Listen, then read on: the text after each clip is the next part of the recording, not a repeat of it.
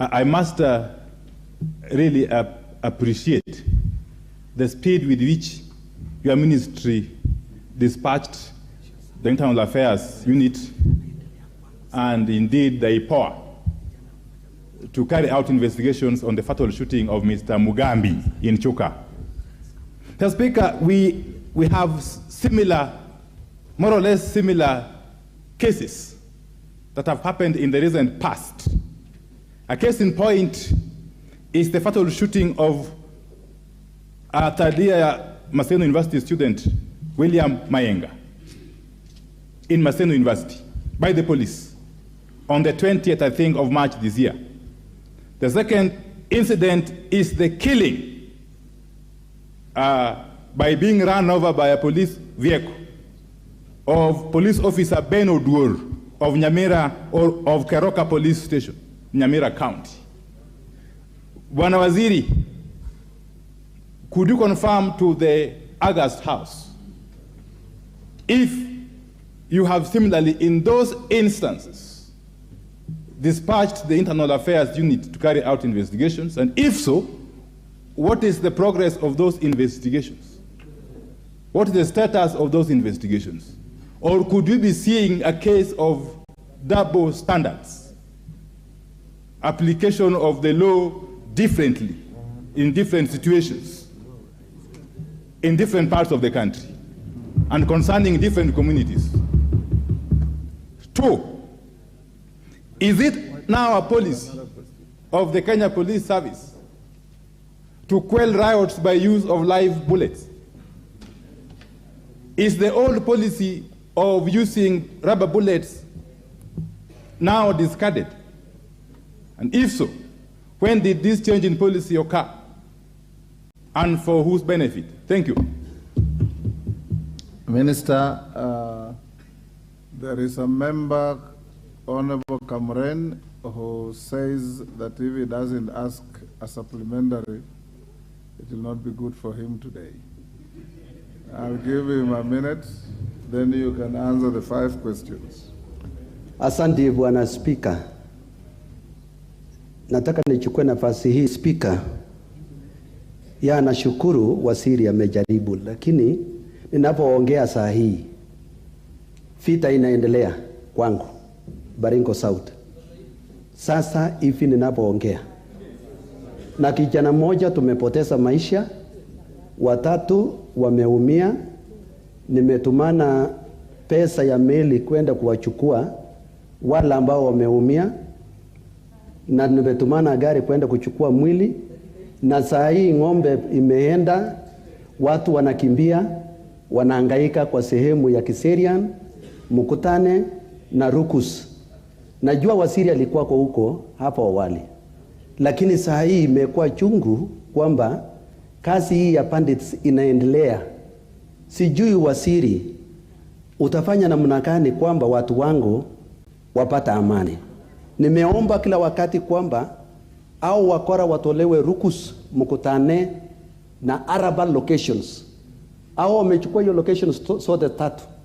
Hakuna mtu naishi mashule, mpaka hata bandits wenyewe wanaishi kwa mashule. Ile tuliyochenga kwa CDF. Nitakuwa nikicomplain mara ngapi? Watu wangu hawana bunduki. Mimi sio kama wale wengine wana bunduki wanaweza kujiokoa. Sisi hatuna bunduki. Waziri na anaelewa. Naomba kwamba nahitaji amani, na hii watu wangu ambao wameumia saa hii kwa sababu sijui hata ni ngapi. Naomba kwamba waziri tutafanya nini hii vita saa hii isimame na watu wangu warejee, na hiyo ng'ombe imechukuliwa irudi, na serikali wanisaidie. Hiyo mwili ambaye imeenda na hao watu naumia, serikali wakaramie. Asante sana.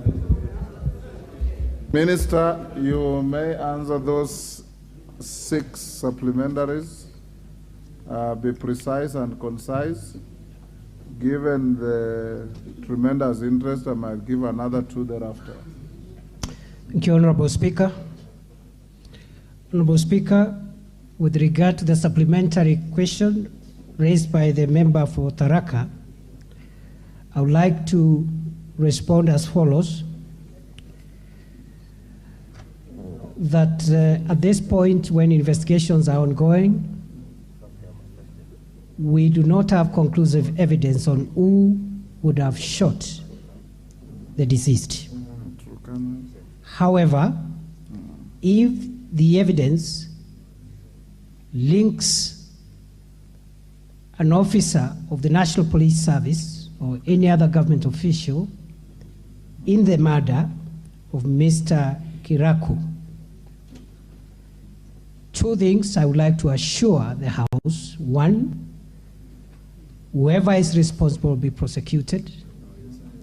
And two, if the person has died in the hands of our officers, the procedures for compensation will ensue. Honorable Speaker, with regard to the question raised by the Honorable Mbui, I would like to respond as follows. There are no shoot-to-kill orders. On the contrary, all officers in the National Police Service and all security agencies who are involved in managing public protests, demonstrations, and riots and crowd control are under very strict instructions not to use live bullets when dealing with members of the public. In fact, Honorable Speaker, the reason the OCPD was transferred is because there were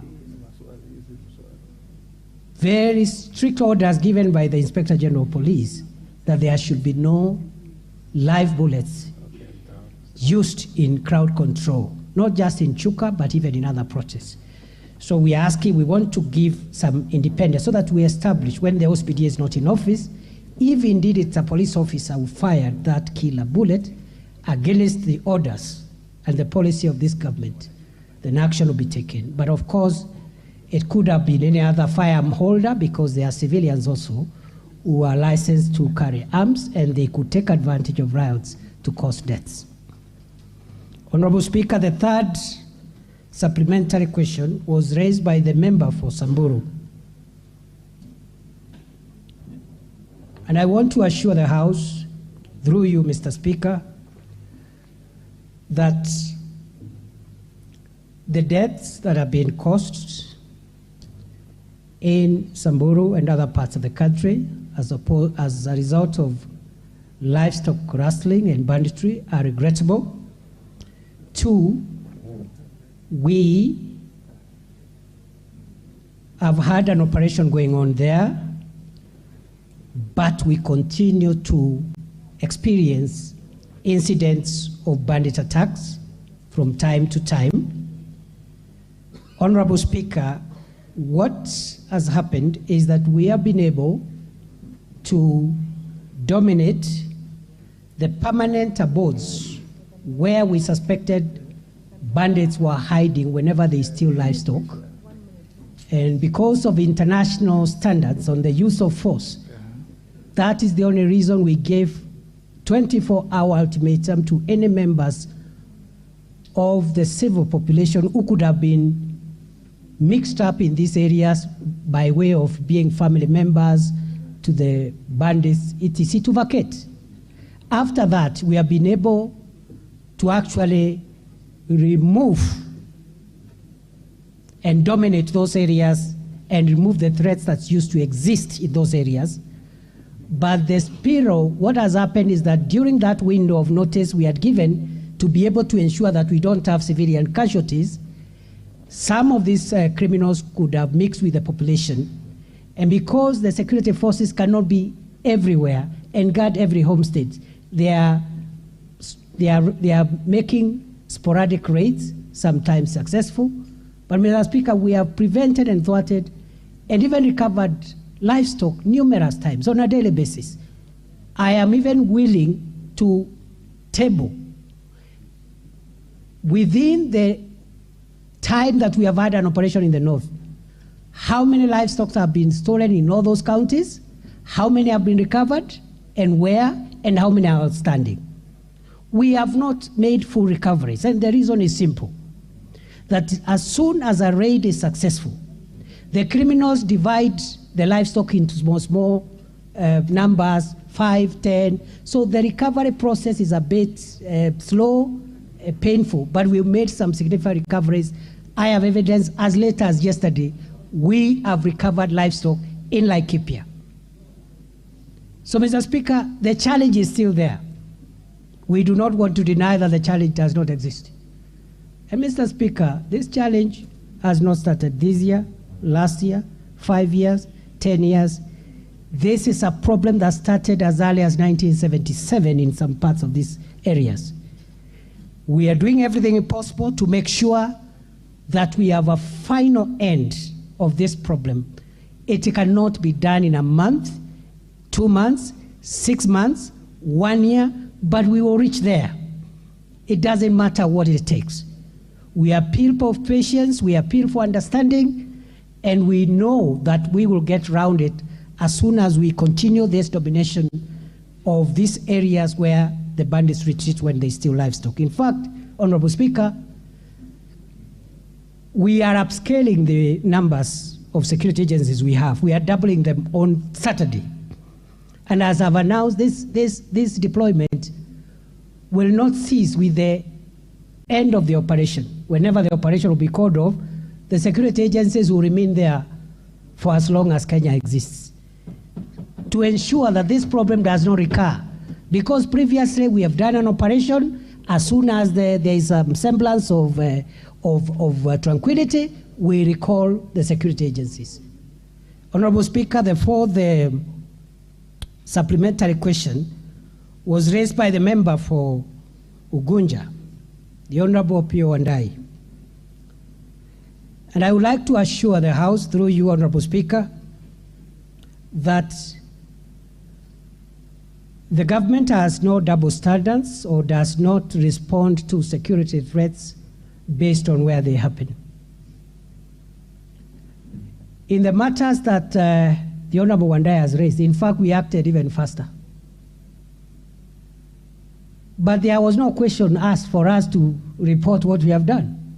So I want to confirm to the House, the Honorable Speaker, that the same measures we have applied in Chuka are the same measures that have applied in this instance. The Internal Affairs Unit, as we speak, is on the ground. The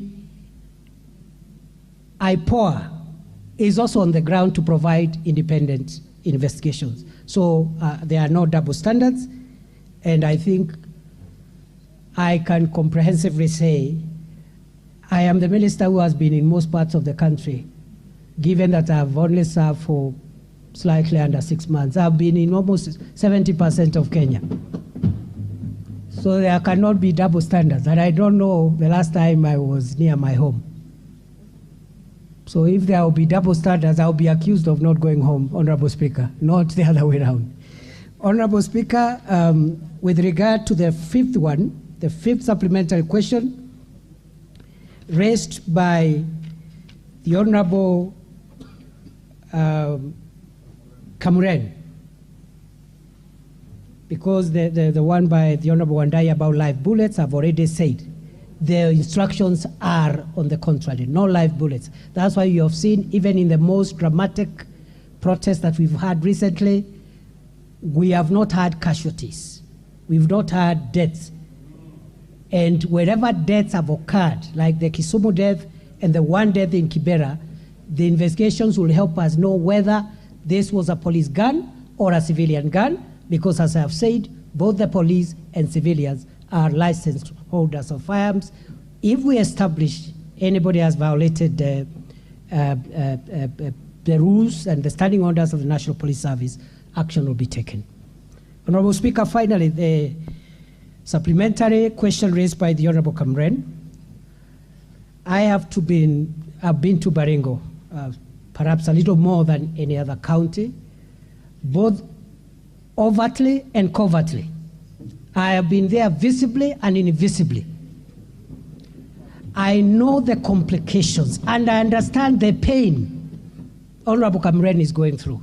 I share it, and I know what he's going through today. We have discussed with the leadership of Baringo and the other stakeholders and our security commanders on the ground that we must come round this problem so that it's just beyond recovering livestock which was stolen today.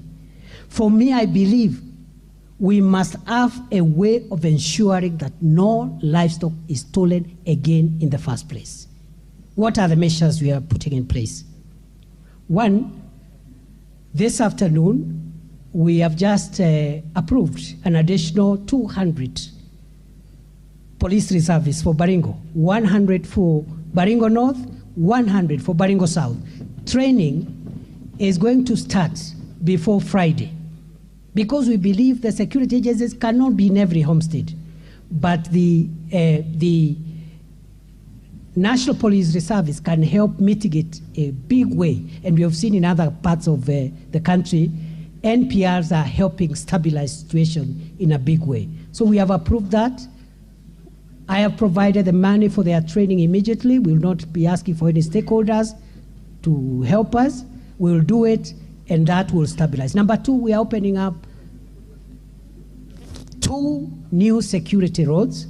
We are moving equipment to make sure that we make security roads, which we have discussed, especially in Baringo North, and I am looking for an opportunity to have a discussion with Honorable Kamburen on 2 major roads that will take care of Arabal, Mukutane, Ngelecha, and that interface between Arabal Hills, Mukutane, and into the Laikipia Nature Conservancy, which is giving us a lot of problems because of the reasons which I've explained. So, Mr. Speaker, we are not there, but we are on the way there. I am going back to the operation area, and I am going to stick there a little longer. And I know between us and the political leadership, we'll find a lasting solution through security roads, through NPRs, and through intelligence-led investigations. Mr. Speaker, I think that's all for now. And once again, the Honorable Kamburen, the information you've given me will be acted on immediately I leave this chamber. Maybe we can talk and discuss how we can support you. Thank you, Mr. Speaker. Milemba, what is out of order? Give Omboko Milemba the mic. With the humility, Honorable Speaker, the Waziri did dare both you and the House that he can table the recoveries in all those areas. And what we see in the media gives an impression that the government is not doing as much, like the bandits are doing so much. So could you please, Honorable Speaker, if I'm in order, to order that the minister tables those documents immediately so that the people from those areas and Wananchi in general can have confidence in the progress. Thank you, Honorable Speaker. I think it's not papers but statistics that he promised to table. Minister, when we are done, you can pass on the document, the statistics to us. Now, honorable members, I still have members who have worked here, 8 in number, and on the screen I have 11 who are interested in this question. This is a trial run, like I said, and we said we'll be having about 3 supplementaries. But because the members who have come here can take judicial notice are mostly from the epicenter of the security challenges, indulge me to give them a minute each to ask 1 question each. I don't give you an opportunity to make a speech or to go to unhelpful tirades. Ask a supplementary to the minister, and I'll also ask him to oblige the House with short answers to save on our time. Member for Manyata. And I also notice, honorable members, honorable member for Manyata, you've seen me and you've said you want to ask a question about the Kianjokoma brothers. Now, that is totally unrelated to what is going on now. But you can ask. It is good if you have a question that you want to ask, file one and the minister will come and answer. Thank you, Honorable Speaker. Yes. Why I wrote Kenjakoma brother is because we are still reeling in loss of those two young brothers and we have not recovered up to date.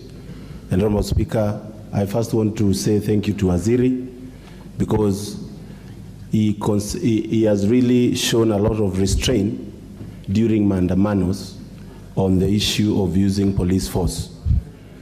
Honorable Speaker, my question is on the investigation, efficiency of investigation of extrajudicial killing.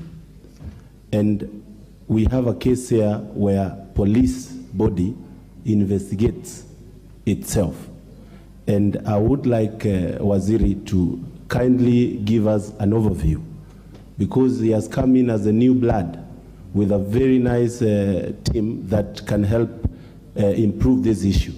But Honorable Speaker, many extrajudicial killing that we have had, including the Yala River famous killings, Honorable Speaker, we would like to know what he is doing as a ministry in terms of policy level to improve on the efficiency of police investigation. Thank you, Honorable Speaker. Thank you, Honorable Member. Turkana Central, 1 minute. Give the member for Turkana Central. There's a mic next to you. Thank you, Honorable Speaker, for giving me this chance, and also I join the rest of the members in thanking the CS for being the pioneer CS to appear before the House. First, as we speak here today, Honorable Speaker, there are families, more than 50 households that have lost their animals, their livestock, in the 1 a.m. raid in Turkana Central, in Turkana East, and in Turkana South. The animals are being driven towards Tiati as we speak, and we are still pursuing the bandits as we speak. Honorable Speaker. Honorable Speaker, in Uganda, there are Turkanas, 32 of them, who are cordoned, wrapped up, and imprisoned through the court-martial in Uganda. One question that I want to ask is, why is the CS not able to implement such also in Kenya, where the caves, the gorges, and the places he mentioned in the Gazette notice, why is there no action in terms of cordoning and even wrapping up the bandits in those areas? Thank you, Honorable Member. Number two, Honorable Chair. One question. Okay. Thank you. You are done, Honorable Member. Baringo North. Yes, Honorable Junet. Hold on, Honorable. Give Honorable Junet the mic.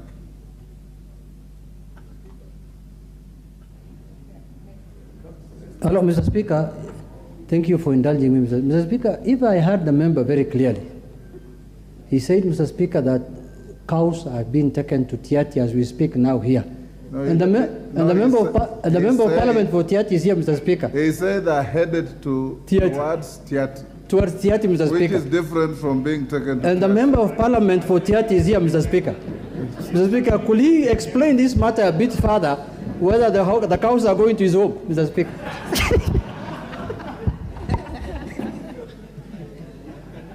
That is for... I invite the member for Baringo North. Thank you, Mr. Speaker. I'll utilize the 1 minute as follows. One, Mr. Speaker, this is the only cabinet secretary alive in security who has actually spent his energy and time and resources. Ask your question.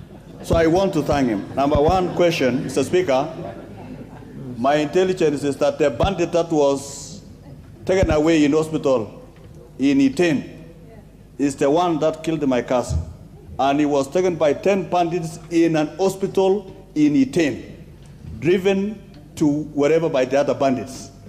Could the minister therefore tell us when that wounded bandit who was in hospital will be brought to book? And my last question, Mr. Speaker. Only one. I still have the 1 minute, Mr. Speaker. When is the minister going to operationalize the gazetted administrative units in Baringo North? Thank you, Mr. Speaker.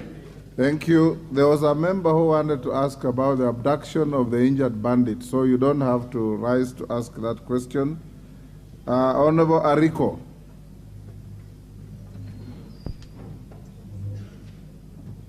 Ariko from Turkana, is it Loima? South. Turkana South. Thank you, Honorable Speaker. Honorable Speaker, I want to appreciate this opportunity. I want to voice what is happening in Turkana South and Turkana East. Honorable Speaker, I request to ask a supplementary question with regards to the capacity of our security agencies. Honorable Speaker, what is happening in Turkana? We have experienced rampant raids, which we cannot explain the intention of these raids. Honorable Speaker, yesterday, my constituency experienced 3 raids, both in one ward called Katil Ward. It happened at 1 p.m. and again a repeated one at 5 a.m. Honorable Speaker, I wish to ask the Minister for Interior, CS Professor Kindiki, do we have a capacity as a country to handle this internal conflict? Because there has been a recurrent raids or conflict in this country. What are the plans now that our security agencies on the ground are experiencing shortage of resources to handle this conflict? Honorable Speaker, as at now, we have surveillance vehicles, we have KDF, we have a number of security agencies in Turkana South. But unfortunately, the response we are experiencing, this response can only happen during the daytime. The bandits have come up with a new strategy. And this strategy is only to raid at night. When our security agents are sleeping, they cannot operate at night. Honorable Speaker, what is the take of our CS with regards to this matter? Thank you, Chair. Thank you, Speaker. Hold on. Thank you, Honorable Ariko. Avoid the temptation to make a speech in the guise of a question. Honorable Kangogo. Mr. Speaker, I want to ask the Cabinet Secretary for Interior, Mr. Kindiki. Mr. Speaker, I want to ask the Cabinet Secretary, the National Police, Mr. CS, they don't have the capacity to handle the bandits in Kerio Valley.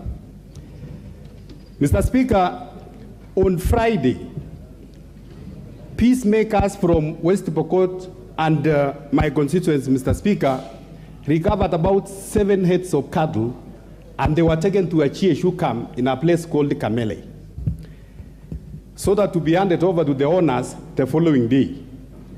Mr. Speaker, that night, a daring bandits entered into a Chieshu camp and took away all the animals.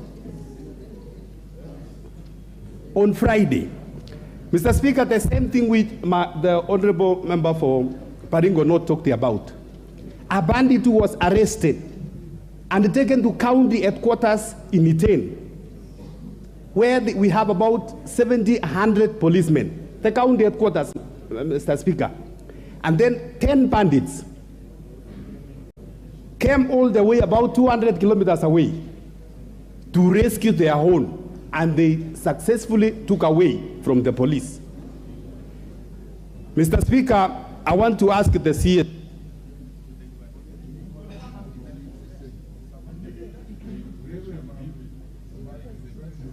to confirm to this House, Mr. Speaker, that the National Police Service are unable to handle the bandits, and bring a motion to this House so that we can have the Kenya military or the KDF to take over the operations of bandits in Kerio Valley.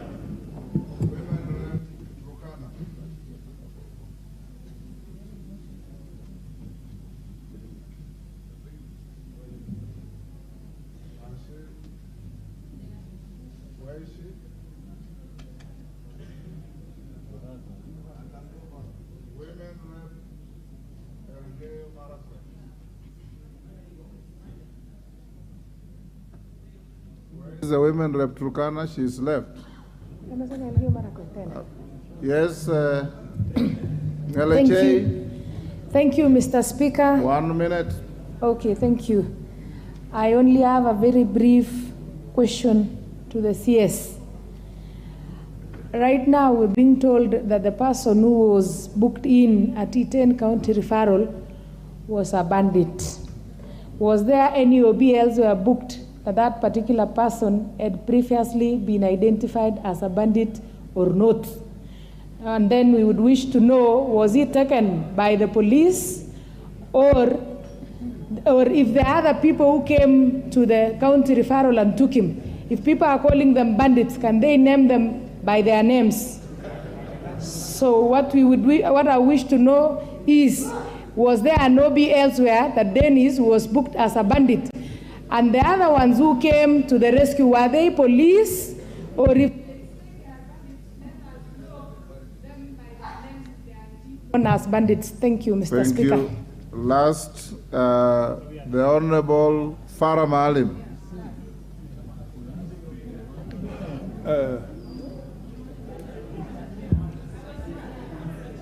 Mr. Speaker,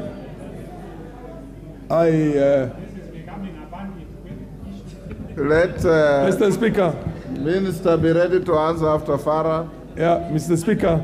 Honorable members, be patient. If I'm satisfied there is enough interest, I'll give another round. Mr. Speaker, this is, I must commend the government on this, because this is the first time the military has been used for a peacekeeping in this country where there was not a genocide the way it was done in Wagala, in Wajir in 1984. And my biggest worry was that this was going to be heavy, and it's going to be military is not for this kind of things. But the fact that you have protected the lives of the innocents and you're just looking for the actual bandits themselves deserves a lot of compliment. My question, Mr. Speaker, is, Mr. Minister, have you tried some soft power? Have you tried to find out how you can deal with the elders, with the communities, and bring the communities together, as opposed to maintaining basically law and order in that place? Have you also tried to look at the social issues that underpin, because there's only one community that everybody's complaining about, the Pokots. The Pokots are the poorest, they are the least educated, there's a least what they call infrastructure in order. Order, Farah. Order.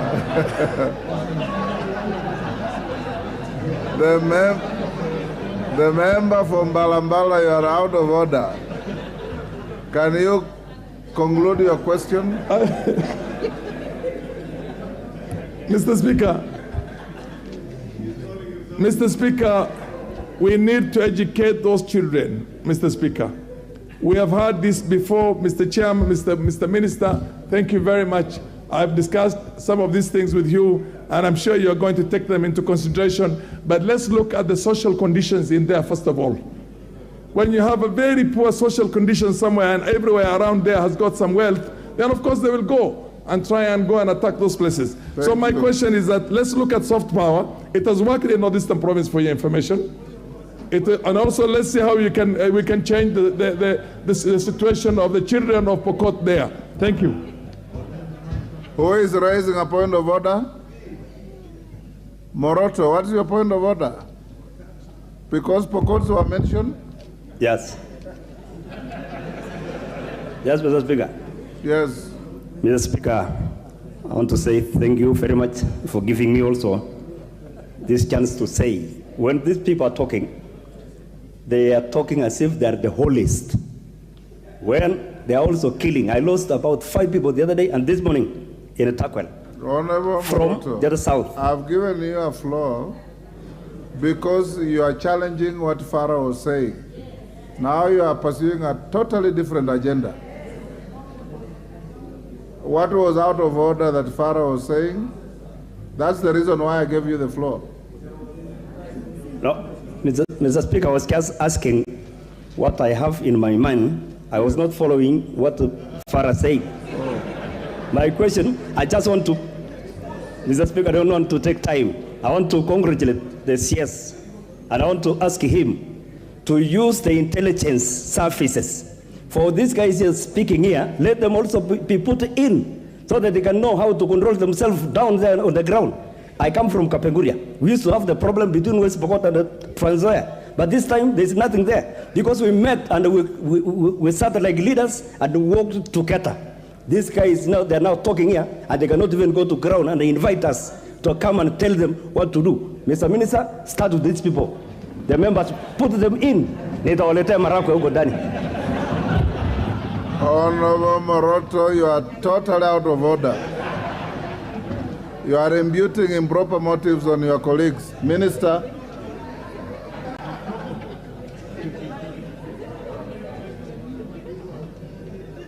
Minister, if you can give quick, short answers to those short questions. We still have 4 questions for you, and we have done very poorly. 45 minutes on this one. Yes, Mr. Speaker, I will do as guided on the first matter. Allow me, Mr. Speaker, to say on the issue that was raised on a point of order about tabling statistics on recoveries of livestock. I didn't say I'm carrying the statistics. I said if the House directs, I can table them in the House even by I heard Tuesday. you that way. Yes, you can, Mr. Speaker, I can, if you direct, yes. I can table the statistics of recoveries from the time the operation began. In fact, we can even take it backwards a bit, 2 months before, and these 2 months when there have been an operation, and the recoveries and where and what is remaining. Mr. Speaker, also, I maybe inform the House through you that I am informed that the High Court in Chuka has ruled in favor of the Prosecution Council and in favor of the state to cancel the anticipatory bail on the suspected killers. Mr. Speaker, other than that, let me mention or respond to the other issues quickly. We are strengthening the Independent Police Oversight Authority to supplement the work of the Internal Affairs Unit of the National Police Service to provide an independent arm of the state that can help in dealing with extrajudicial killings. I confirm to the House, Mr. Speaker, and I assure the House and the member for Manyata that all extrajudicial instances of extrajudicial killings are actively under investigation, and the policy of this administration is zero tolerance on extrajudicial killings. The police officers are being informed accordingly that we shall not protect any officer who misuses their firearm to kill people other than what the law provides on the use of lethal force in law enforcement. Honorable Speaker, with regard, and that includes the issue around the killing in Kianjokoma. Mr. Speaker, the second one, raised by the member for Baringo North, the Honorable Makilab, that yes, it's true there was that incident, and I want to tie that to the other supplementary question raised by the member for Elgeyo Marakwet, the women rep, because they are related. There was an incident at Iten Hospital. The suspect involved, the person involved is a suspected bandit because he had bullet wounds and he could not explain where he was shot, and he just came to look for treatment.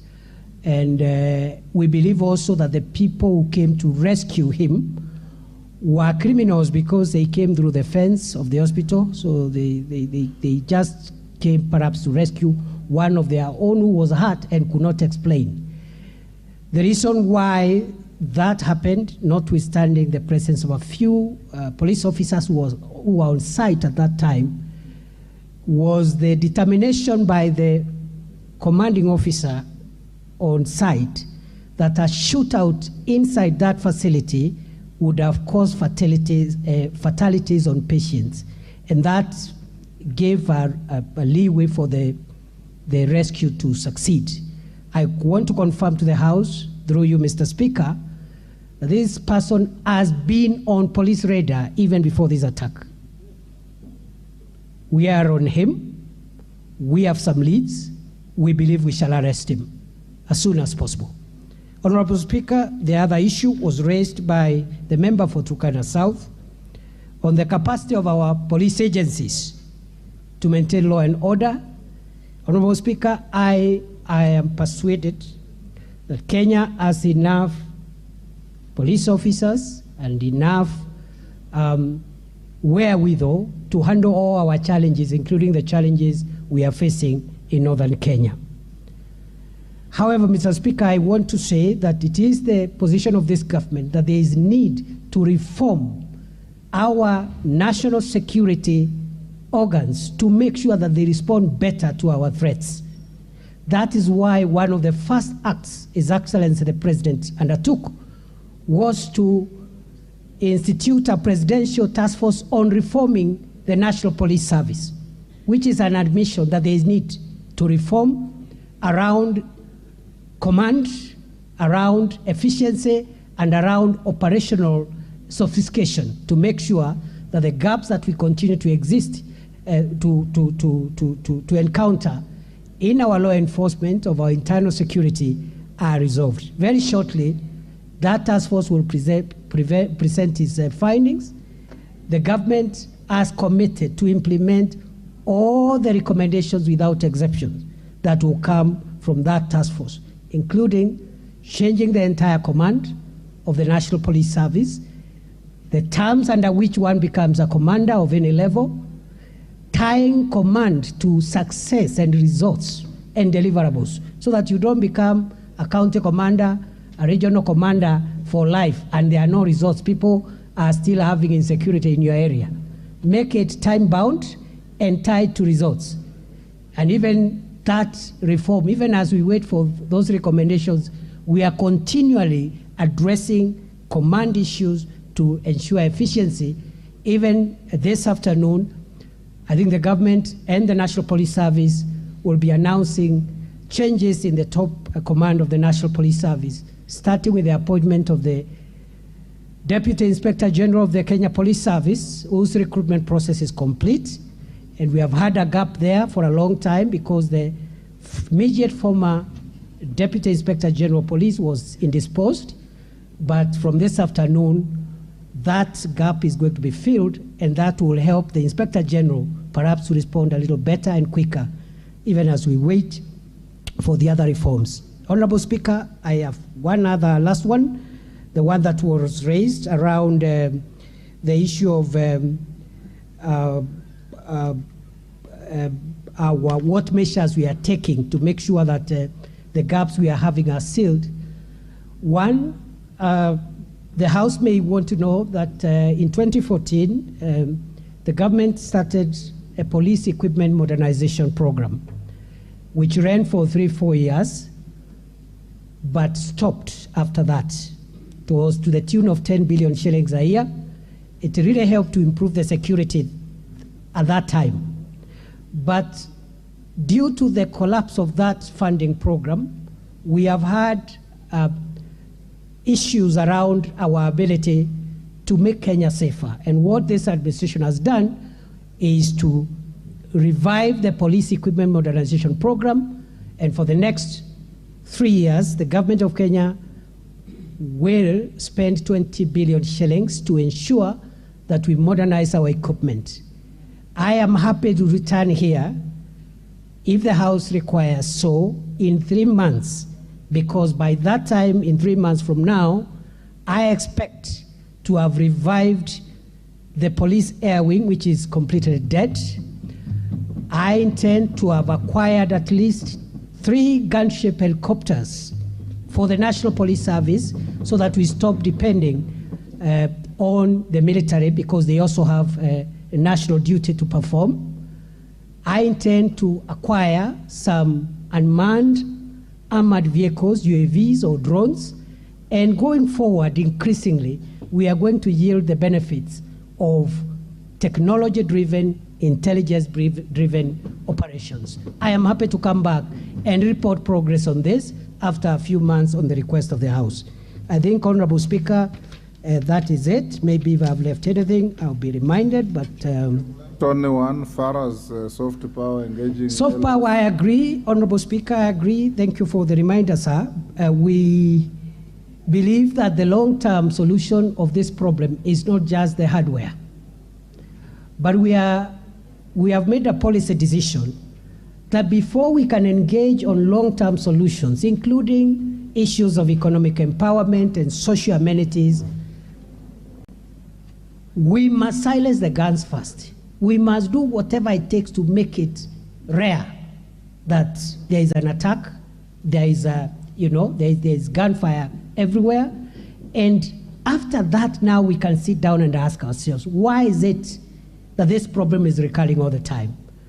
The ministry has developed a master plan in conjunction with other stakeholders, including the military, for infrastructural development of northern Kenya, which will begin from December this year, rebuilding schools, providing amenities, and also engaging communities for peace building, and that will now come with both disarmament, forceful and voluntary. But first, before we engage in any of these programs, Mr. Speaker, we are persuaded that we must silence the guns. As soon as we acquire the equipment we are looking at as the National Police Service, there will be a lot of change.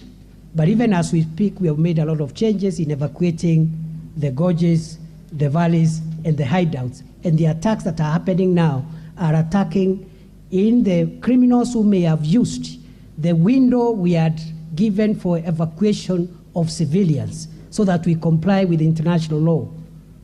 That allowed a few, in our view, to escape and mingle with populations, and they are the ones giving us problems, which we are resolving through NPR and through the technology that we are acquiring in the next few weeks or months. Mr. Speaker, I thank you.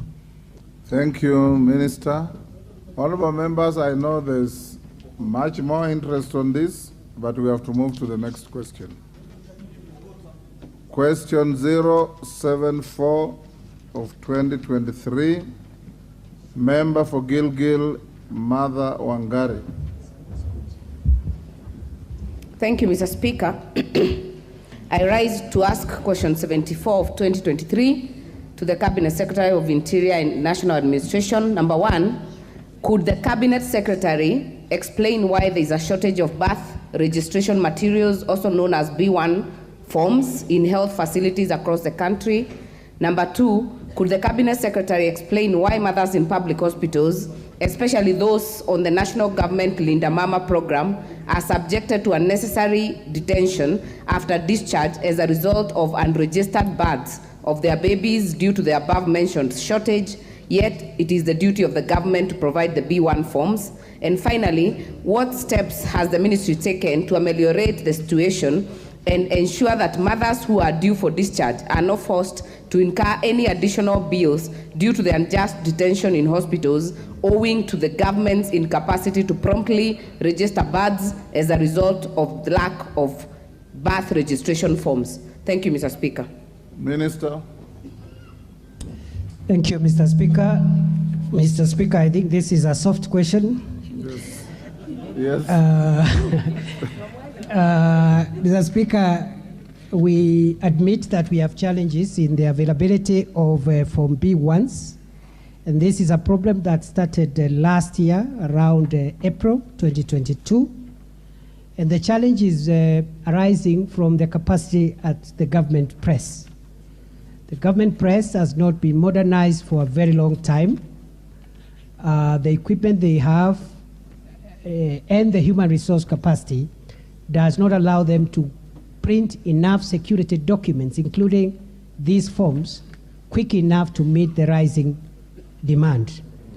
Therefore, you will see in the response, the written response which I filed before this House, Mr. Speaker, I have attached 3 letters which we have written as a ministry to the government printer, requiring them to increase the speed at which they are supplying us with Form B1s. I can report to the House, Honorable Speaker, that the demand right now is the supply is 50 books of 400 forms per week, but the demand is over 1,000 books of that size. So you can see we are supplying less than, almost a third, less than half of the requirement. What measures are we taking? Other than writing letters, we have changed the management of the government printer because we also would believe that part of the challenge is the innovation of the leadership at that unit to provide off-balance sheet, off-budget solutions to some of the capacity challenges we are having. And I can report comfortably, after changing the management of the government press in the last 2 months, the new government printer has tabled, and I have approved, an equipment modernization program which will not even involve government spending any money, because it's through a lease of equipment where over time we will pay whoever owns those machines, and after 10 years we hand over the machines to him. That is the solution that helped us with police vehicles when the police leasing, vehicle leasing program was initiated. So we believe very soon that will be tackled. But in the meantime, we have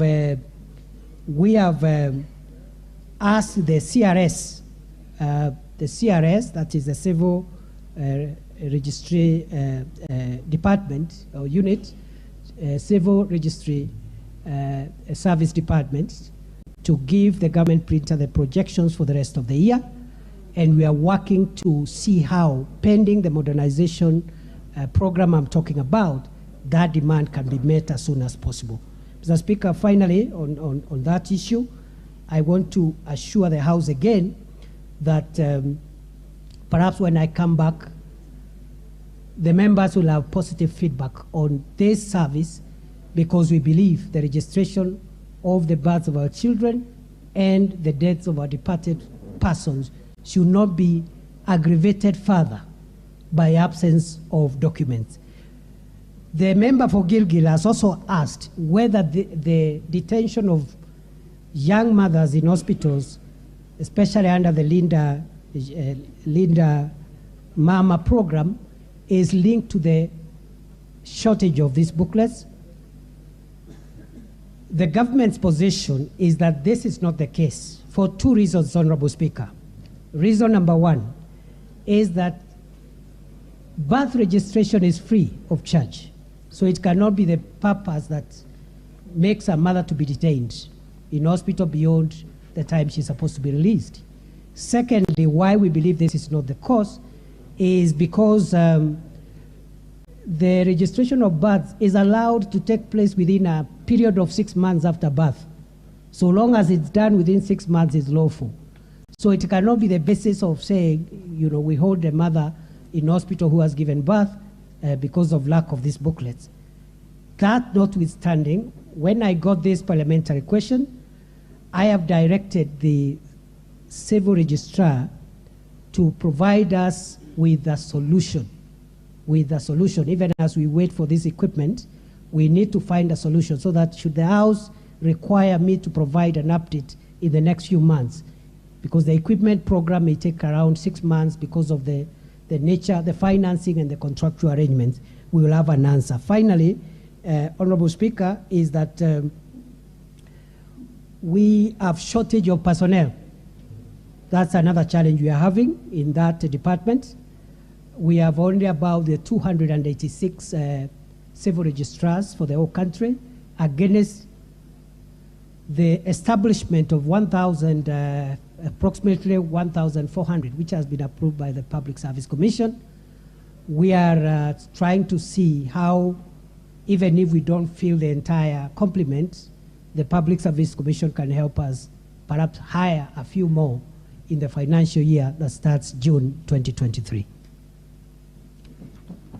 Majority Leader, Wangari, you want to have your first shot? Let Majority Leader go first. I'll give you. Thank you, Honorable Speaker. And Honorable Speaker, may commend the CS for being the first CS to appear in this session.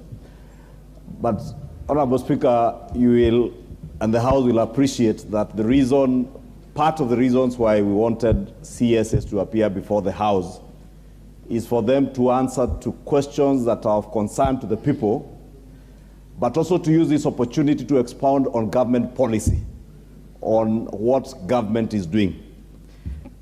Honorable Speaker, it has been my belief in the past, and maybe something the CS will work to change that belief in me, that the personification of bureaucracy in government and the personification of liturgy in government operations resides in the Ministry of Interior. And if you listen to the answers pertaining to the issues to do with bandits, and even now when I listen to the CS answer the question on slow printing of forms, I hear the CS telling us forms are slowly being printed by the government printer because of challenges of modernization in the government printer's office, challenges of employment, there are low staff levels in the department. When I also listen to the president who has hired the CS, the president is talking about digitization. So I really want to know from the CS, where do you sit as a cabinet secretary in terms of implementing that policy on the digitization of government services? Because you cannot be talking about low levels of staff while we are also complaining of a huge wage bill in the public service, when the president is telling us about digitization and the CS is telling us that he's modernizing printing. Shouldn't we then be getting this B1 form in a digital format? And I can see the PS Citizen Services is seated there. The PS Citizen Services have engaged with him on a unique identifier system that seeks to capture data of newborns digitally, electronically. But now the CS is telling us about modernizing the government printer, hiring another person at the government printer who will be more efficient, leasing equipment instead of buying new equipment. CS, you must tell us, where do you sit? Are you aligned to the president's agenda to digitize, or are you not? It is that simple. Cabinet Secretary. Thank you, Mr. Speaker.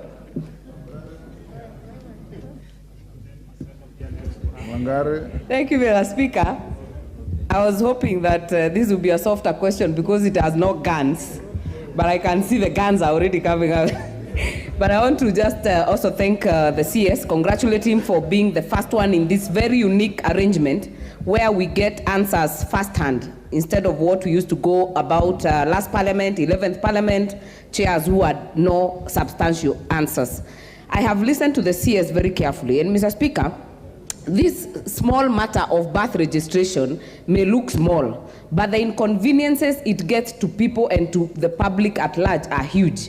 You want to take your child to grade 1 to register for NEMIS, you need a birth certificate. You want to get a passport, you will need a birth certificate. So, Mr. Speaker, I am actually perturbed to hear the CS say that he has written letters to the government printer, who is also anchored under the same ministry. I do not have the advantage of their nexus, so I will not speak to the letters. But my question is, follow-up question is, what are the timelines that we are looking at? And the reason I ask that, Mr. Speaker, is because shortages with birth registration, with death registration, shortages with IDs, printing materials are treated as normal. So my first question is, how does the civil registration services sit in the ministry in terms of budget allocation, in terms of autonomy, in terms of being able to run these services, Mr. Speaker? Number 2, supplementary. Mr. Speaker, this is my question, and you did very badly with that. Thank you, Mr. Speaker. I'll try to be very quick. The other one is the fact that the annexure between the Linda Mama parents, Mr. Speaker, and Linda Mama women. I am a practicing mother. I have given birth in the not so long past, Mr. Speaker. And I can tell you, whether you give birth in a public... I didn't know being a mother is a practice. Yeah, it's practicing. It's still ongoing. It's still ongoing, Mr. Speaker. But I'm just confirming, because I have gone through it, I know whether you give birth in the public hospitals or the private hospitals, you must be issued with that short pink paper that is called a notification, Mr. Speaker. That notification, you can use it in 6 months. But hospitals, and scrupulous hospitals, Mr. Speaker, are detaining mothers so that they are there for longer, so that the bills accumulate to pay. But that pink paper, even for home deliveries, Mr. Speaker, is gotten from the B1 paper that I'm asking about. So that is the annexure with the Linda Mama. And finally, Mr. Speaker, last Parliament, I brought a motion here. It was overwhelmingly approved because many members, including Muhaya MP, the Northern Kenya, Mr. Speaker, do not have civil registration centers. So we requested, and this House passed, that we establish in every sub-county a civil registration center. So I'll be very keen to know what is the progress on that motion, even as we implement, Mr. Speaker, or does it have to wait longer? Thank you, Mr. Speaker. Mayaka.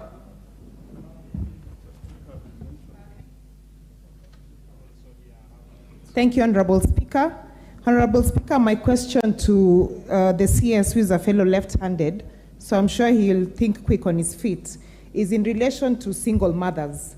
The issue that most single mothers experience when they are transitioning from birth notification to birth certificate is that they're not able to get birth certificates for their children because in most instances they don't have IDs of the father. So my question to the CS is, what support can you give to the single mothers to ensure that they get birth certificates for their children, because they need this to be able to process medical insurance for their children? Thank you. Dr. Nyikal, if you can be as brief as that, it will be very helpful. I take 4 and close the chapter to the next question. Thank you, Mr. Speaker. May I also appreciate the Minister for being the first to answer questions here. Mr. Minister, the question was the Cabinet to explain why mothers in public hospitals, then especially Mama Linda, you therefore, okay, Linda Mama, okay, why mothers in public hospitals, especially those out a personal secret. Yes. Why those on Linda Mama program are delayed? The implication of the question, Mr. Speaker, is that actually in private hospitals this is not a problem, and those mothers who are also paying directly is not a problem. This is not in line with the minister's answer, which is that there is a shortage of forms at the printing level. If the problem was at printing level, then obviously this should affect all mothers, whether private, whether Linda Mama. So that's what is the issue there. And also, the number of children that are born annually is a factor that is publicly known. It's about between 1.5, around 1.5 million. And the minister is saying he needs information on this number. So if that's not satisfactory, can we have clarification on those 2 points, Mr. Speaker? Thank you. Dr. Bukose. If you ask just one question, Mr. Yes. Speaker. Thank you, Honorable Speaker. And I want to thank the Cabinet Secretary and congratulate him for being the first. Mr. Speaker, CS, my question is about the Huduma number, Huduma cards, Huduma number. What happened to them? Because at one time, a lot of colossal sums of money were used to procure the Huduma number. Is it still there? What happened to it? Thank you. Mary Emase.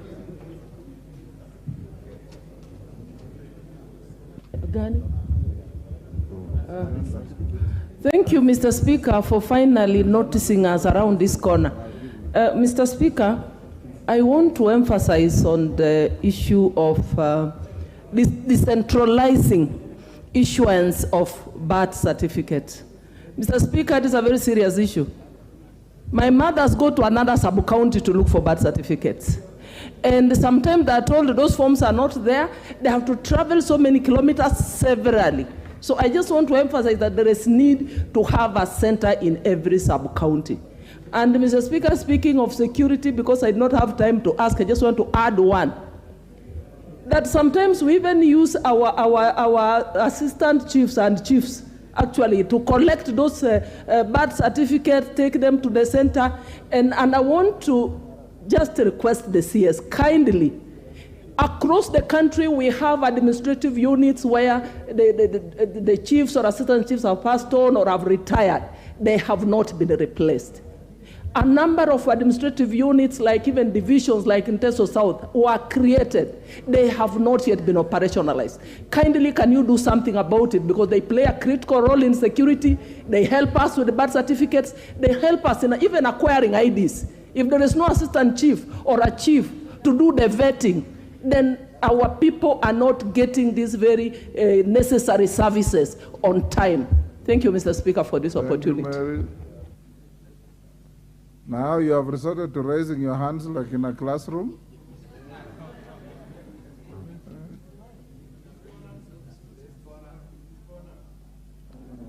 The member, I can't see that far. The honorable member from, is it Mandera? The one next in front of Mase. Sorry, honorable member, I can't see you clearly because of the lighting. Honorable Sane. 1 minute, Honorable Sane. I couldn't see you clearly. Thank you, Mr. Speaker. That your hand was up for 5 minutes. Thank you, Mr. Speaker. I can use my colleague's mic. I come from a county which is 56,000, over 56,000 square kilometers. I do appreciate the work of the PS. For the first time since independence, he has posted at least death and birth officers last week. But the rest of the sub-counties do not have officers. Forget about forms.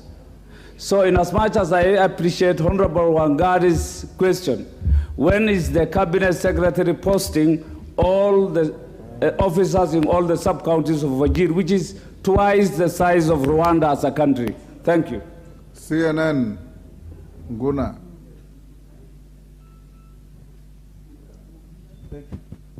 One question. Thank you, Speaker. Speaker, some members here are very lucky. I am talking of the new constituencies which were created in 2013. In my constituency, Mwingi West, there is no single registration center on this. What is the ministry doing to ensure that these constituencies, at least members don't have to go to other constituencies to access the same service? Thank you. Minister, you may answer those, and just before you do that, allow me, in case we have held these students for too long, we acknowledge the presence of students from Mamangina Senior School in Kikuyu, Kiambu. They are in the public gallery, and in the speaker's gallery we have St. Albert the Great, Siakago Boys High School, Bere North in Embu. You are welcome to the House of Parliament. Minister Hall, I give a member for Lamu East, and who is out of order, Madam Chelule, to run across the floor with your hand raised. Asante Bwana Spika kunipatia nafasi, nami ni muulize waziri ana mipango gani kwa wakazi wanaoishi mbali na ambapo hawana maofisa wala hawana hizo ofisi. Mtu kama wa Kiunga inamgharimu shilingi 4,000 kutoka Ishakani mpaka Kiunga shilingi 300, Kiunga Tumkokoni ndio upande bot ni shilingi 700, boti ya miraa ukipanda from Kokoni kufika Mokoe ambao kuna ofisi ni shilingi 3,000. Njia moja ni 4,000 kurudi, 4,000, 8,000 kwenda kutafuta birth certificate. Sehemu kama hizo una mipango gani ambao hazina hizo ofisi? Paka tuje maeneo bunge mengine ndo tutafute hizo huduma. Asante Bwana Speaker. Let's have the answers now. Minister. Thank you, Honorable Speaker. Honorable Speaker, one of the priorities for us as a ministry is institutional reforms within the security sector, immigration, citizen services, prisons, correctional services. As I began by saying earlier this afternoon, Honorable Speaker, we admit that the rate at which and the efficiency at which government services are being rendered is not satisfactory, and therefore we have considered that institutional reform, organizational culture change is a priority for all the departments within our ministry. I therefore want to accept the critical sentiments that have been raised about our performance, and we are working very hard to make sure that we do better. And going forward, this administration will be more than happy to report progress made on each and every sector. We have instituted baseline surveys for each and every service that we are offering, so that every 3-6 months we can be able to track progress. Having said so, Honorable Speaker, the Leader of Majority did ask whether we are remaining with the printing of documents or we are going digital. Honorable Speaker, the policy of government is to digitize all the services that it offers. I can report, as we speak, 5,771 services are partially digitized, out of which 3,293 services across government have been digitized end-to-end, and the other 2,498 are not partial, they are not end-to-end. The total is 5,771. 2,498 partially, 3,293 completely. So that is the policy. Digitization, Honorable Speaker, will come with its challenges, but it's a decision this government has taken to proceed that way. However, Honorable Speaker, that does not take the words that I spoke earlier, that still, as we wait towards complete digitization, we must continue producing and giving services, because our mothers are still giving birth as we speak, as we wait for this process to be consummated completely. And therefore, we are intended to make sure we satisfy the demand. I want to assure members will make progress. The Honorable Member for Gilgil asked for timelines. On 27th of March this year, which is 3 weeks ago, we initiated a rapid response initiative at the CRS, and therefore we're expecting 90 days that issue of shortage to be addressed, even as we wait for digitization, as well as the issue of equipment modernization. Honorable Speaker, a question has been raised on remote and far-flung areas, the example given by the member for Lamu East. I'll be visiting Lamu East next week for 2 days, and I think the example the member has given is an urgent priority, and I think we should be able to open a registration center in Kiunga as a matter of priority, because the need as described here is quite unique comparing to other parts of the country. I want to commit to the member and to the House that we're going to open a registration center there. Honorable Speaker, also, even as we continue with the digitization, we will still need registration centers. At the moment, out of the 369 sub-counties, in implementation of the motion passed by this House earlier on, we have civil registration centers in 137 sub-counties, meaning we are less than half. But we are continuing to open new ones on a needs basis. My PS for Citizen Services, I sent him to open one in Kajiado 1 month ago, and I think is opening another one in Kobo, I think in a month's time.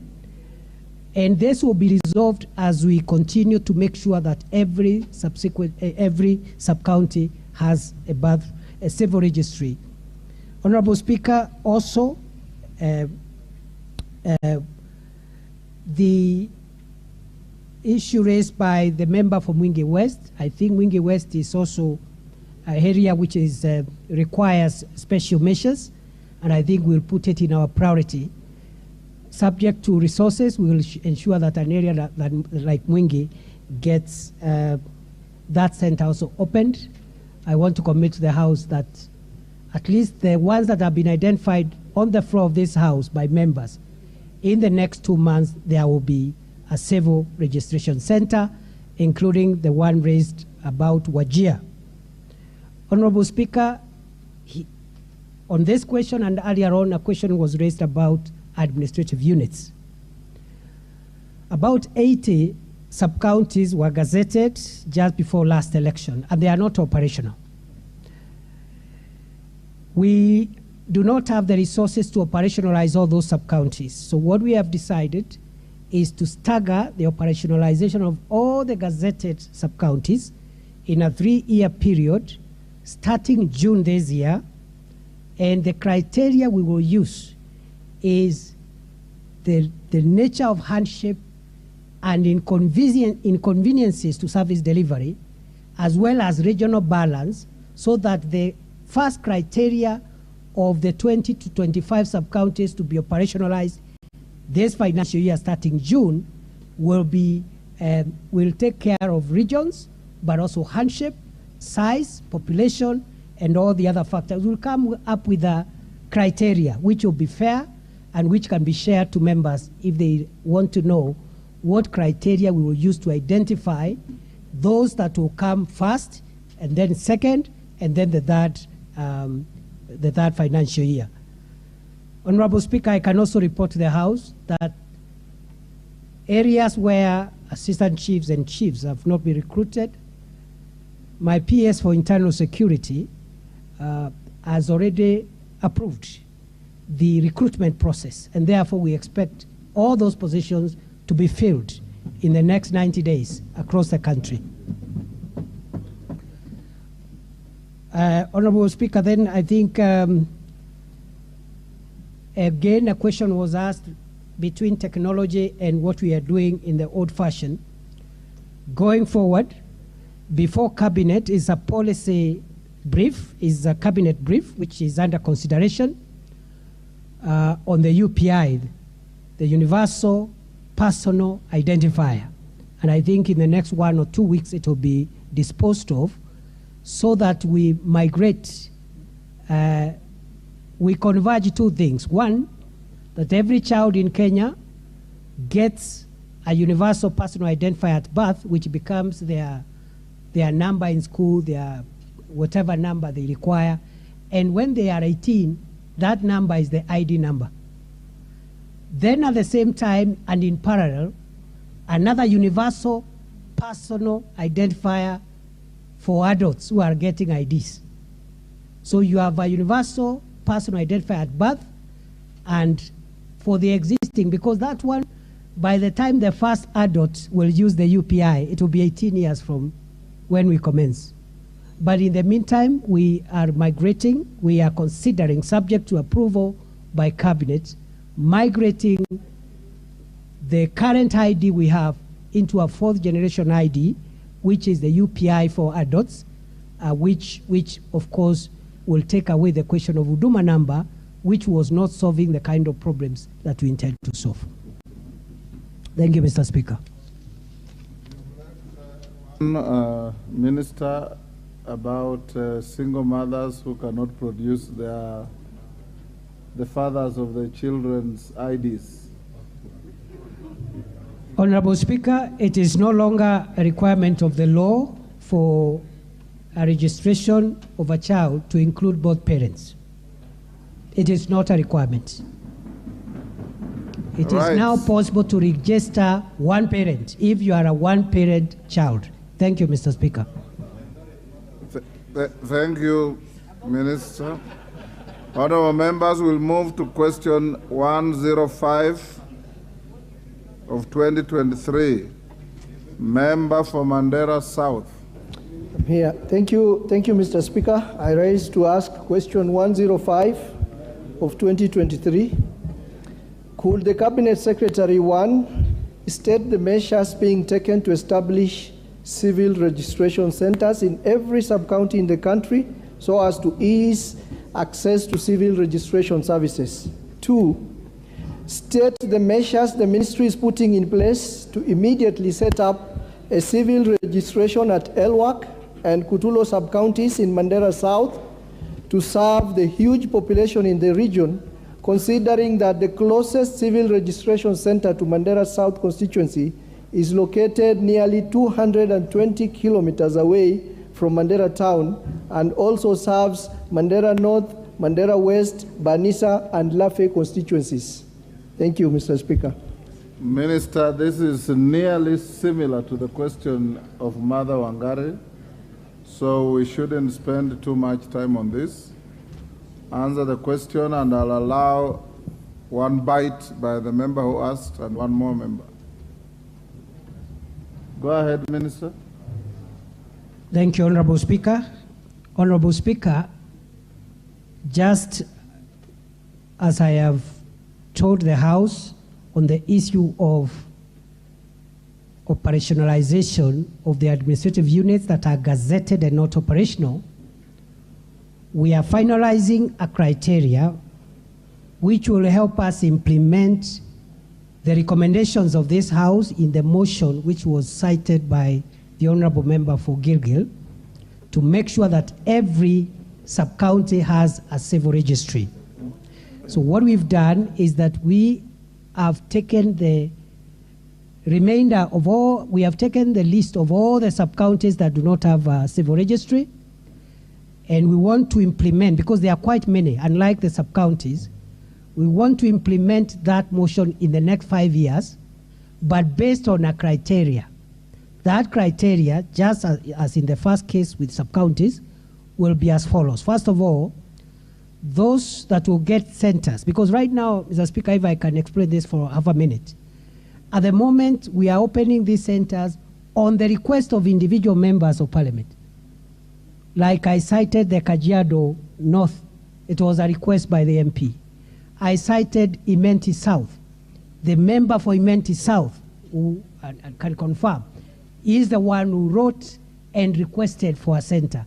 And we felt that perhaps we should have an objective criteria so that, again, we make sure that that implementation of the recommendation of this House is done fairly, equitably, and making sure that every part of the country is covered. So the criteria will involve, first of all, regional diversity, so that we pick in the first year, every region of our country will be represented in those that will be open this year, but also special and unique circumstances like topography, hardship, population, and so forth. Going forward, to avoid, complaints, public complaints, at a future date, now that this tradition of ministers appearing before the House has begun, I'll be more than happy later on, when the opportunity happens, to provide an update to the House where we are, the criteria we are using. By that time, we'll have adopted it, and then the rollout to ensure that no part of the country is favored and no part of the country will be left out. In fact, on the Wajir issue, generally northern Kenya, upper eastern, upper coast, pastoral areas generally, I think special attention will be given to those areas, because I have been there and I know it is quite challenging when one has to travel as was the case raised by the member for Lamu East. You use 10,000 shillings to go and look for a birth certificate. Another Kenyan is using matatu and paying 50 bob to and fro. But all these factors will be taken into consideration because we want an equitable country and a country where public policy is informed by objective criteria. Mr. Speaker, I thank you.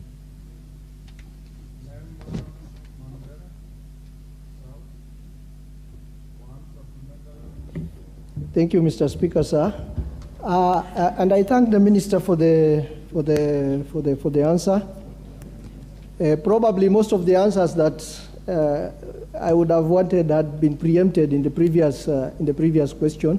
I feel the same. Yeah. So, but I will say, first of all, we have dwelled so much on birth certificates, but a functioning civil registration center and service actually has three very important events.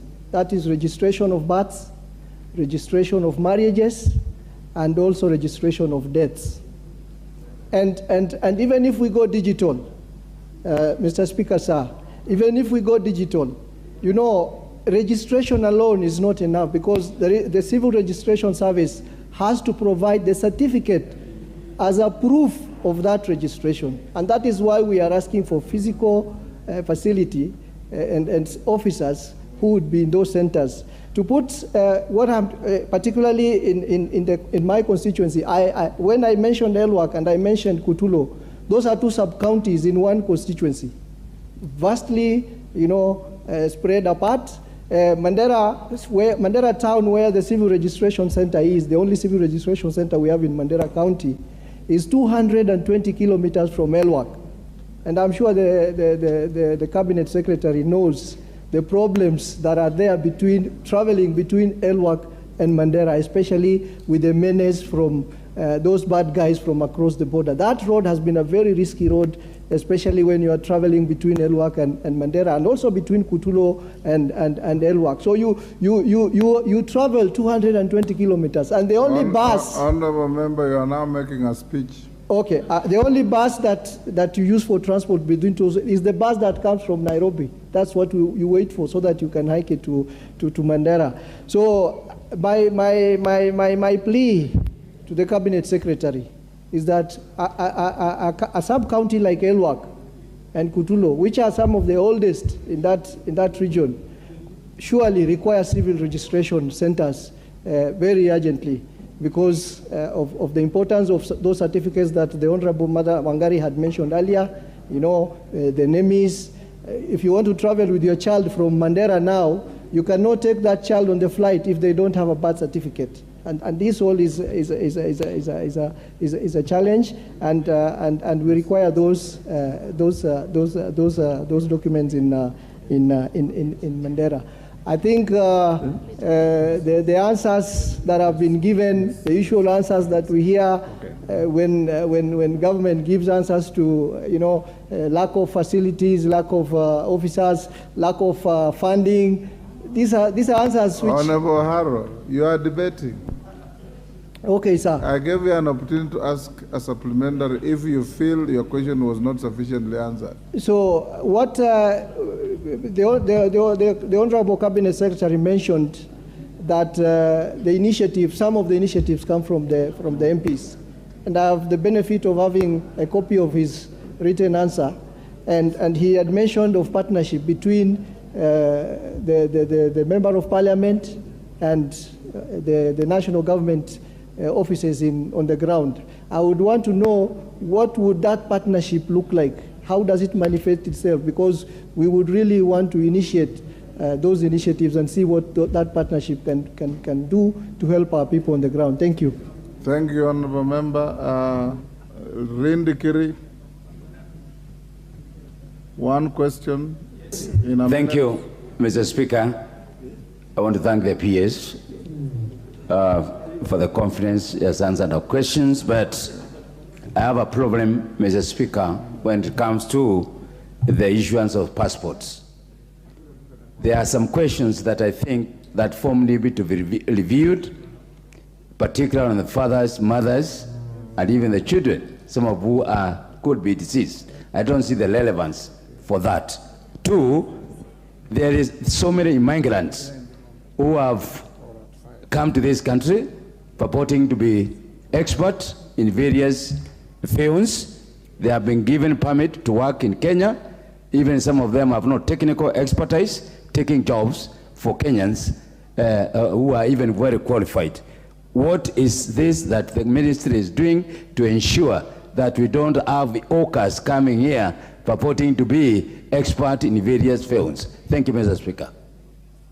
Julius Sunguli. 1 minute. Thank you, Mr. Speaker. I just want to ask the minister to confirm whether the answer he gave about birth certificates also applies to forms for registration of persons. Because as far as Kilgoris is concerned, there has been no registration, fresh registrations of persons for nearly 6 months now, and the reason being that there are no forms. What is the minister going to do to ensure that those forms are available? And attached to that, Mr. Speaker, if the minister could confirm, could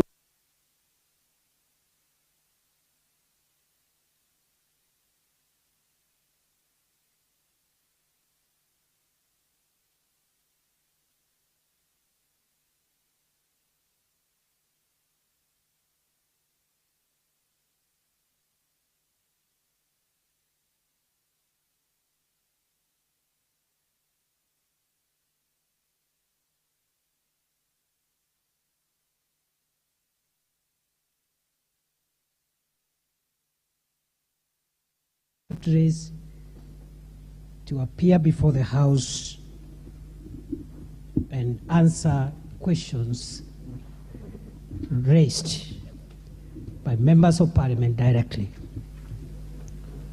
Honorable Speaker, sir, the member for Chuka Igamba Ng'ombe has asked the circumstances that led, he has asked for an explanation of the circumstances that led to the killing of Mr. Daniel Mutembeyi on 18th March 2023 in Kwego Village, Robate location, Tharaka Nithi County, which was reported by police on the following day, 19th of March 2023. Mr. Speaker, sir, on 18th of March 2023, a Mr. Leonard Njeru Mbuba from Robate location reported that his cousin, Daniel Mutembeyi, a male adult approximately 34 years, had been attacked the previous night by known people, according to the report, severely and critically injured, left for the dead, rained on for the rest of the night, recognized by villagers early in the morning who were taking milk to the collection point, still alive early in the morning. Mr. Speaker, although critically injured, it was reported that Mr. Mutembeyi was able to talk and identified those that attacked him and gave their names, 5 suspects. He was taken to hospital, but the injuries were already too much and he succumbed at the Chuka Referral Hospital. He succumbed to the injuries. That report was made and entered into the OB. Mr. Speaker, sir, and just for the clarity of the member and the House, that report was made the same morning of 19th March 2023. Investigations ensued, and before any statements could be taken from any of the suspects, the same suspects went to the Chuka High Court and obtained anticipatory bail, restraining their arrest and prosecution until the matter is heard and determined, or until further orders were issued by the High Court. Those orders, Mr. Speaker, sir, were issued by Lady Justice Lucy Gistari of the Chuka High Court on 27th of March 2023, and the order specifically restrained the police from arresting the said persons. The orders also required that the matter be heard today, the 12th of April 2023. Today, the matter came up for mention, and Mr. Speaker, I can report to the House that in the morning, the parties were heard, and I can also report to the House, Mr. Speaker, that for us in the ministry, we instructed the State Council to represent those parties that against whose orders were given, including the Inspector General of Police, the DCI, and all those who were sued. The family of the victim, the late Mutembei, also had hired a lawyer this morning, and both Mr. Mutembei's lawyer and the State Council made a very, very strong argument in an oral application for two things. One, the vacation of the anticipatory bail, which was lapsing today, that it should not be extended. And two, warrants of arrest to issue against the suspects. And both the deceased lawyer and the State Council were on one page, of course, against the opposition from the Defense Council. The ruling on this matter is before the judge this afternoon at 2:30, the same time that the minister is appearing before this House. In between, Mr. Speaker, on Saturday the 8th of April, which is Easter Saturday, the victims were supposed to bury the late Mutembei, but they felt that this matter had taken too long and could not understand why a matter where there was, in their view, overwhelming evidence pointing at the killers should still be out there. And notwithstanding the anticipatory bail, they demanded that the arrest be done. There was a serious demonstration for most of the afternoon on Saturday from 3 p.m.